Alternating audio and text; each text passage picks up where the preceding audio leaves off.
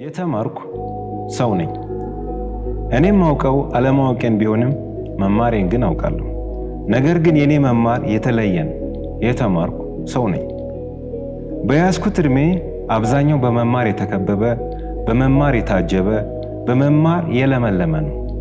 ባልማር ከሰው እኩል ማውራትና እንደ ሰው መኖር አልችልም።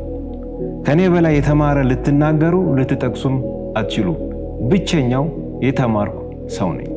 በዚህ ምድር ደግሞ የተማርኩኝ ነኝ ስትል እስከ ስንት መቼ ስንት ጊዜ መባሉ አይቀር።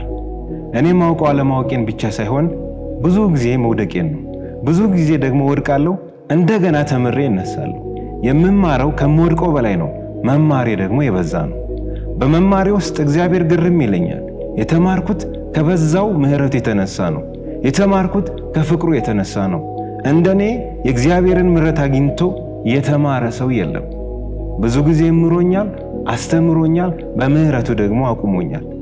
የማረኝ ቆጥሮ ቢሆን ኖሮ ቆጥሬ በነገርኳችሁ። አንድ ጊዜ ወይም ሁለት ጊዜ አይደለም። አንዳንዶቻችሁ እኛስ አልተማራችሁም ልትለን ነው ልትሉ ትችላላችሁ። ብትፈልጉ የተማራችሁትን የክፍል ደረጃ መቁጠር ትችላላችሁ።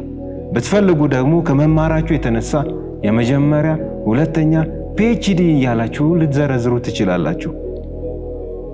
እሱንም አላልኩኝም። ስለተማርኩኝ የሰቀልኩት ፎቶ የለም ከተሰቀለልኝ ውጪ።